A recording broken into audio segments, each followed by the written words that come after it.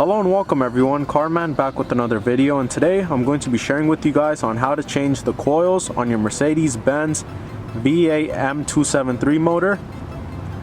Today I have my ML550. Here's the coils that I'm using. They're by Delphi, they're OEM.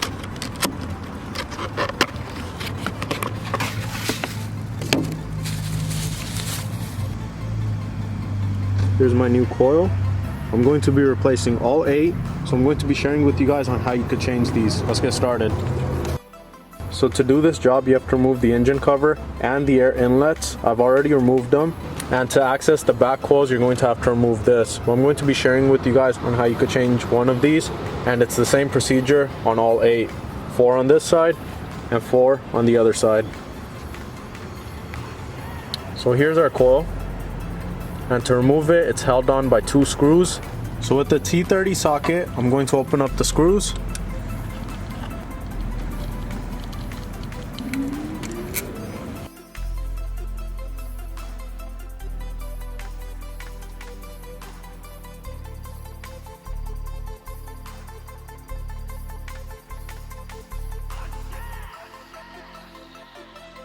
So we're going to open the latch and then push and pull.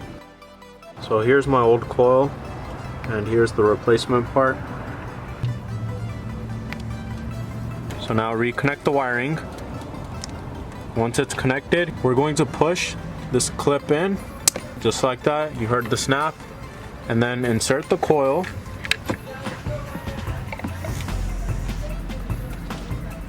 Push it in.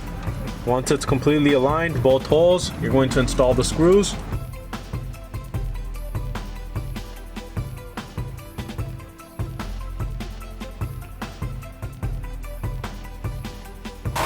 So as you guys see, that's how easy it is to change a coil. I'm going to do the same with the rest of them on both sides.